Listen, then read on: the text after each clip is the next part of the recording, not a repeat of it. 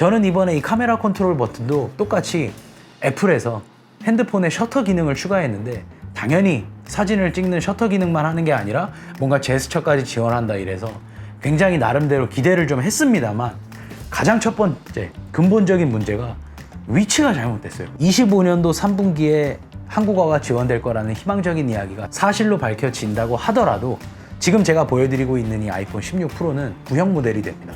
아이폰 13 이전 모델 사용하고 계신 분들, 이거나 갤럭시를 사용하고 계신데 아이폰으로 이번에 넘어와 보고 싶다 하면 솔직히 16 와인하신 것 같아요. 어차피 스펙이나 속도, 성능 이런 기타 기능적인 부분들은 다른 영상들에서 많이들 확인을 하셨을 테니까 저는 철저히 이번에도 실사용자, 정말 기변을 고민 중인 실사용자 입장에서, 제가 아시는 분들은 아시겠지만 아이폰 5부터 15 라인업까지, 심지어 15 라인업 같은 경우는 15 프로와 15 프로 맥스를 둘 다 오랫동안 사용을 했거든요. 그렇게 정말 거의 10몇 년에 걸쳐서 아이폰만 써봤던 소위 말하는 애플 바 같은 그런 사람이었는데, 지금은 많은 분들 아시다시피 제가 갤럭시 폴드 6를 메인 핸드폰으로 사용을 하고 있죠. 이런 입장에서 애플을 써볼 만큼 써봤고, 지금 갤럭시의 가장 최신작도 메인폰으로 사용해보고 있는 사람 입장에서 애플의 최신작인 아이폰 16은 어떤지, 기변을 해도 만족스러울지, 이런 부분에 대해서 오늘 아주 상세하게, 자세히, 솔직하게 리뷰해 보도록 하겠습니다. 일단 언박싱 같이 하시면서 제품 먼저 보시죠. 뜯습니다.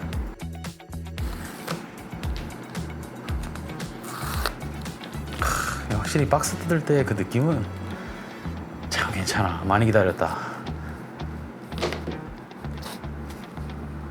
야, 15% 아니야? 16%네? 카메라 컨트롤 버튼이 이렇게 있고요. 오묘하다. 야, 일단 구성품이 들어있는 모양이 좀 바뀌었네요. 이런 케이블이 이렇게 들어있고, 원래 이런 모양이 아니고 네모난 저 스티커 박스랑 밑에 케이블이 더 세게 말려 있었는데, 어쨌든 이건 중요한 거 아니고 이쁘긴 이뻐요. 카메라 컨트롤 버튼 잘 생겼고, 한번 켜보겠습니다. 근데 일단 디스플레이 사이즈가 좀 커졌다라고 하는데, 당연히 옆에 1대1로 놓고 보면 비교가 좀 되겠지만, 솔직히 그냥 이렇게 쥐고 있었을 때는, 이게 그냥 일반 아이폰 16 프로 블랙 티타늄 컬러거든요. 그냥 이렇게 쥐고 있었을 때는 솔직히 많이 커졌다 라는 느낌은 안 받고, 그냥 아이폰 16 프로, 15 프로 들고 있는 것 같은 느낌이에요. 자, 그러나 흔들렸다고는 아직 말씀드릴 수 없는 게, 첫인상, 우리 솔직하게 말씀드리면요, 이 박스에서부터, 그리고 제품 꺼냈을 때 이 제품의 마감, 완성도, 이런 면에서 정말 벌써부터 사용하기도 전인데 아이폰, 애플의 감성은 느껴지는 거 사실입니다.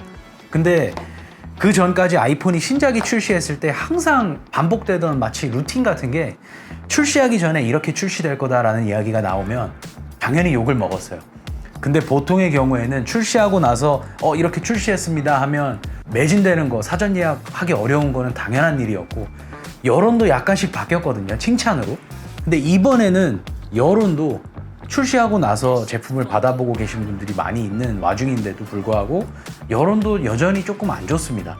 그리고 제가 심지어 이거 사전 예약 1차 물량을 실패해서 2차 물량으로 구매한 제품이고, 10월 3일에 원래 배송을 받기로 예정된 날이었어요. 근데 지금 열흘이나 전에 배송이 와버렸거든요.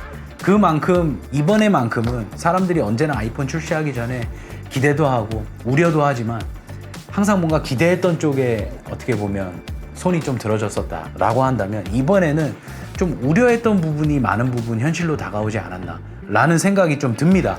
그래서 솔직히 이번에도 언박싱하고 지금 첫 느낌을 보면서 이쁜 건 너무 맞고, 감성 느껴지는 거 너무 좋고, 그냥 이런 완성도 마감, 솔직히 이런 이쁘고 감성적인 거 애플 사용하지 않는 분들이라도 안 좋아할 분이 없을 거라고 저는 생각해요. 만족스러워요. 근데 문제는 특히 아이폰 16 프로 같은 경우 14, 15 너무 똑같은 모양으로, 똑같은 패키징으로, 똑같은 기능과 거의 비슷한 대동소이한 이런 변화점, 이런 것들로 너무 똑같은 만족감이 이어져 왔어요. 그래서 지금 제 첫인상 느낌을 말씀드리면, 썼었던 분들은 그냥 여기 꽂아서 마이그레이션까지 보통 진행을 하시잖아요. 그러면 앱 배열부터 모든 게 다 그대로 넘어오는데, 그러고 나서 눈 뜨고 다음날 되면 아, 내가 어제 200만 원을 핸드폰에 쓴 게 맞나? 라는 생각이 좀 드실 수도 있을 것 같아요. 자, 근데 어쨌든 이제 앞으로 이제 제가 며칠 동안 거의 메인폰급으로 휴대폰을 좀 써보면서 그러고 나서의 느낌은 어땠는지 말씀드려보도록 하겠습니다. 자, 아이폰을 써보고 왔는데요. 결론부터 말씀드리면 여전히 제 메인폰은 갤럭시 폴드 6입니다. 자, 몇 가지 말씀드릴 부분이 사실 많은데 축약해서 좀 말씀드리면 전작 아이폰들을 써오시던 분들이라면 사실 이번 아이폰이 가장 크게 차이점이 있다라고 하는 게 일단 디스플레이가 있을 거고요. 디스플레이가 약간 커졌죠. 베젤이 줄어들고 카메라 컨트롤 버튼이 가장 크게 있을 거고, 그리고 세 번째, 우리나라엔 해당되지 않는 이야기지만 AI가 있을 건데 그 외에 스펙 얘기, 뭐 성능 얘기 이런 거 하자면 사실 할 얘기는 많은데 그거는 우리 실사용자들이 피부로 느껴지는 부분들은 아니기 때문에 그거 다 빼놓고요. 오늘 디스플레이와 카메라 컨트롤 버튼, AI 이렇게만 이야기를 하고 싶은데, 일단 디스플레이는요, 제가 지금 아시다시피 아이폰 15에서 넘어온 게 아닙니다. 갤럭시 폴드 6를 쓰다가 이걸 구매를 한 겁니다. 그러다 보니까 그냥 핸드폰만 쥐었을 때는 아이폰인데 좀 커졌네? 라는 느낌도 안 들 정도로 미세하게 커졌어요. 근데 역시 베젤이 좀 줄어들고 하니까 확실히 화면 같은 경우는 굉장히 좀 시원시원하고, 기존에 제가 아이폰 15 프로와 프로 맥스를 다 써봤다라고 말씀을 드렸죠. 15 프로를 먼저 썼는데 프로 맥스로 바꾼 이유가 그냥 뭔가 이런 홈 화면에서도 다 너무 좀 작다 이런 느낌이 너무 많았거든요. 근데 지금 같은 경우는 프로인데도 굉장히 좀 시원시원하다라는 느낌이 있을 정도로 디스플레이는 만족스러웠습니다. 그러나 카메라 컨트롤 버튼, 카메라 버튼이었다라고 하면 제가 기대를 안 했을 거예요. 왜냐면 카메라 버튼이면 솔직히 기존에 홈 화면에서 한번 스와이프 하면은 카메라가 켜지던 거를 그냥 버튼으로 실행시키게 만들었다라는 것밖에 안 되니까. 근데 언팩 행사를 보면서도 제가 말씀드린 게 카메라 컨트롤 버튼이다라고 애플이 이름을 짓고 그 버튼에 대해서 막 설명하면서 꽤나 편하겠는데? 라는 생각을 했던 게 사실이거든요. 그래서 지금 보니까 당연히 일반 홈 화면에서 카메라 버튼을 한번 누르면 카메라가 바로 이렇게 실행이 됩니다. 이런 부분들은 괜찮은데, 제가 이해한 바로는 카메라 컨트롤 버튼은 셔터라고 이해를 했어요. 이게 애플에서 매직 마우스 이런 거를 저는 딱 떠올랐는데, 애플에서도 처음에 매직 마우스를 만들 때 그래도 우린 애플인데 일반 좌클릭, 우클릭만 있는 마우스가 아니라 뭐 투핑거 제스처, 이런 제스처까지 지원하는 마우스를 만들었다, 이런 식으로 얘기를 하면서 저는 이번에 이 카메라 컨트롤 버튼도 똑같이 애플에서 핸드폰에 셔터 기능을 추가했는데, 당연히 사진을 찍는 셔터 기능만 하는 게 아니라 뭔가 제스처까지 지원한다 이래서 굉장히 나름대로 기대를 좀 했습니다만, 가장 첫 번째 근본적인 문제가 위치가 잘못됐어요. 이게 그 누구도 핸드폰이든 카메라든 사용하실 때 이렇게 쥐고 사용하시는 분들 없죠. 무조건 손바닥으로 이렇게 받치고 쥐고 사용을 할 텐데, 그랬을 때 셔터라는 거는 지금 제 이 검지손가락이 닿는 이 위치에 와 있어야 됩니다. 근데 제가 편하게 쥐고 검지손가락을 댔을 때 카메라 컨트롤 버튼이 어디 있는지 한번 봐주세요. 얼토당토 않는 데에 와 있어요. 그래서 이 카메라 컨트롤 버튼을 셔터처럼 쓰든 줌링 이런 것처럼 쓰든 손이 이쪽으로 넘어와야 돼요. 이거는 사용성적인 측면에서 너무 아닌 것 같다라는 생각이 들고, 뭔가 이 좋은 카메라를 정말 더 활용도 있게 쓸 기대를 했던 것은 거의 무너진 수준이에요, 지금.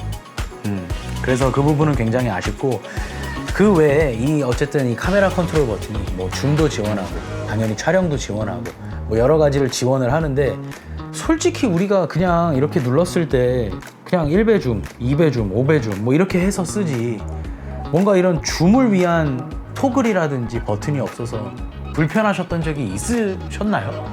난 잘 모르겠어요. 저는 없었거든요. 촬영도 마찬가지입니다. 그냥 이렇게 눌러서 찍든지 혹은 음량 버튼을 이용해서 찍으면 그만인 건데, 굳이 이 버튼을 만들어 놓고 불편한 위치에 만들어 놓고 이걸 뭔가 더 사용성이 확대된다 이런 느낌은 전혀 아닙니다. 이 부분은 실망이고, 자, 세 번째, AI. 많은 분들이 아시다시피 애플에서도 이번에 본인들이 만든 첫 번째 AI 휴대폰이다 라고 막 광고를 하는데 우리나라에서 전혀 해당 사항이 없죠. 제가 애플의 언팩 행사를 보고 그날 바로 올린 영상에서도 말씀드렸습니다. 지금 24년도에 애플이 AI 폰이라고 하는 휴대폰을 출시를 했는데, 우리나라는 25년도에 추가될 언어에도 해당이 없다라고 말씀드렸는데 지금 몇 가지 이야기들이 막 나오고 있어요.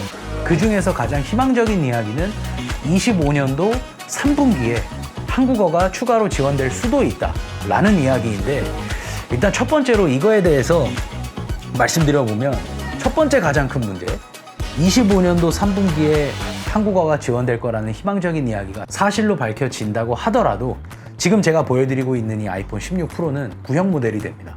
그게 일단 가장 첫 번째 문제고, 두 번째는 지금 아이폰이 국내에 출시되고 제가 미국에서 아이폰을 썼을 때 그 경험 같은 것들 엄청 편했다 이런 말씀 드리면서 국내에서 아이폰은 반쪽짜리다 막 이렇게 말씀을 드렸었잖아요. 그랬을 때 지금 우리나라에 들어와 있는 이 아이폰이 AI는 고사하고 애플페이도 반쪽짜리 애플페이가 지금 되어 있고 애플맵도 잘 지원을 안 하고 이러는 와중인데 25년도 3분기에 갑자기 AI 한국어가 확 지원이 된다? 그것도 100%를 활용할 수 있게끔, 그거를 위해서 국내의 어떤 뭐 보안 법규라든지 이런 각종 규정들도 모두 다 테스트를 거친 뒤에 통과를 해야 되고 각종 절차들이 많을 텐데, 이거는 마냥 신뢰할 수만은 없는 정보라고 생각합니다. 애플페이도 기억하실 거예요. 지금 이제서야 뭐 현대카드 통해서 몇 가지 가능해지긴 했지만 한 5년 전부터 애플페이가 공식적으로 들어올 거다 막 이런 얘기들이 많이 있었는데 들어온 지 얼마 안 됐잖아요. 그런 거 봤을 때 아직 AI에 대해서 완벽하게 기대를 하고 AI 때문에 아이폰 16 프로를 구매하겠다, 이건 우리나라에서는 특히나 말이 안 되는 얘기라고 생각을 하지만, 그래도 저는 애플 AI에 여전히 기대를 하고 있는 부분은, 기존의 휴대폰이다, 스마트폰이다 라고 하면은 이 휴대폰을 딱 내가 가지고 내가 정말 이 휴대폰을 뭐 어떻게 조작했을 때 어떨 때는 노트장, 일기장 같은 역할도 해주고 어떨 때는 전화기처럼 역할을 하고 또 어떨 때는 내가 이메일도 보내고 웹서핑도 하는 노트북의 역할도 해주는 정말 그런 스마트폰이었단 말이죠. 근데 이번에 AI, 애플뿐만이 아니긴 합니다만 이번에 AI 기능들이 쫙 나오면서 인공지능의 역할을 하겠다. 그 말인 즉슨 애플에서 이야기하는 건 내가 휴대폰을 조작하고 있지 않을 때에도 얘가 마치 진짜 인공지능처럼 내가 기존에 왔던 이메일들을 쫙 읽어보고 얘가 그 맥락을 분석해서 이 사람한테 새로운 메일이 나한테 왔는데 이걸 어떻게 답변하면 좋겠다라는 제안까지 해준다든지, 더 나아가서는 뭐 수천 장의 사진, 수만 장의 사진 중에 내가 분명히 이 사람이랑 이런 사진을 이런 장소에서 찍었었는데 그게 뭐였지 하면 얘가 그걸 딱 찾아서 알려주고, 이게 정말 내가 이제는 사용하지 않을 때에도 나를 위해서 일을 해주는 기계, 디바이스가 된다라는 점에서 기대를 여전히 하고 있는 부분인데, 애플의 AI, 애플 인텔리전스를 기대하는 부분은 뭐가 있냐면, 방금 제가 말씀드린 이런 인공지능의 역할들이 보안이 빠지면, 보안에 대한 안정성이 결여되어 있는 상태에서는 되게 무서운 이야기예요.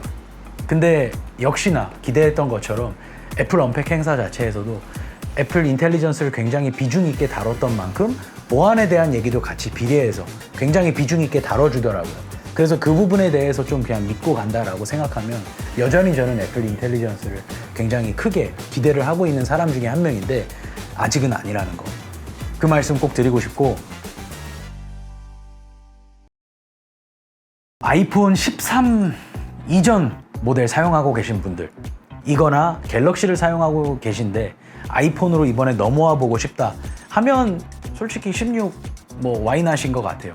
이번에 가격도 동결이 됐고, 가격이 동결된 상태에서 똑같은 휴대폰인데 가장 최신작 휴대폰을 어쨌든 구매하실 수 있다 하면 당연히 넘어오는 거 맞다라고 생각하는데, 14 프로, 15 프로 사용자분들은 얘기가 완전히 달라집니다. 15 프로 사용하고 계신 분들은 솔직히 아닌 것 같아요. 저는 이게 지금 15 프로를 처분한다라고 당연히 가정을 해도 50만 원, 60만 원을 더 내고 16 프로로 넘어오시게 되는 건데, 아주 약간 더 커진 베젤과 사용성은 어떨지 모르겠으나 조작성은 엉망이니 셔터를 위해서 5, 60만 원을 추가로 지불한다? 저는 이건 아니라고 생각합니다. 근데 14 프로 사용하고 계신 분들, 이분들 같은 경우는 C타입 하나만 해도 15 프로나 16 프로로 넘어오실 만해요.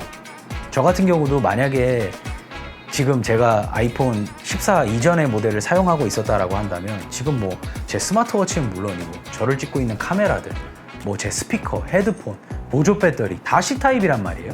근데 아이폰만 애플 충전 단자였다? 굉장히 불편했을 것 같기는 해요. 근데 저는 이 말씀 드리고 싶은 게, 제가 알아보니까 지금 현 시점 기준으로 15 프로가 중고 민트급 기준 90만 원대면 구하고요. 미개봉 새 제품이 100만 원 초반대입니다. 아이폰 16 프로 가장 작은 용량의 모델 128기가짜리 모델이랑은 많게는 60만 원 이상이 차이가 나고요. 적게는 4, 50만 원 정도가 차이가 나요. 그럼 저는 14 프로를 쓰시다가 15대 C타입 말고는 바뀐 게 없네 라고 한번 참으신 분들, 그분들께 16 프로가 아니라 15 프로를 추천드리고 싶어요. 그렇게 차라리 구매를 하시고 5, 60만 원 아끼신 거에서 이번에 새로 나온 애플워치 10이라든지 혹은 아이패드 10세대, 제가 기억하기로 그거 지금 딱 50만 원이거든요. 그렇게 해도 돈이 남을지도 몰라요. 그 돈으로는 뭐 정품 케이스를 구매하신다든지. 저는 이렇게 했을 때 뭔가 여러분들이 어쨌든 100만 원 중후반을 휴대폰에 소비를 하실 생각이라면 이렇게 소비하셨을 때 정말 한 120, 30% 그 이상의 만족감이 나오지 않을까라고 생각합니다. 자, 어쨌든 오늘 아이폰 16 프로를 첫인상 언박싱부터 며칠 동안 또 써보면서 간략하게 제 느낌을 좀 말씀드려봤는데 재밌게 보셨다면 구독, 좋아요도 부탁드리고요. 앞으로도 또 재밌는 영상으로 찾아오도록 하겠습니다. 감사합니다.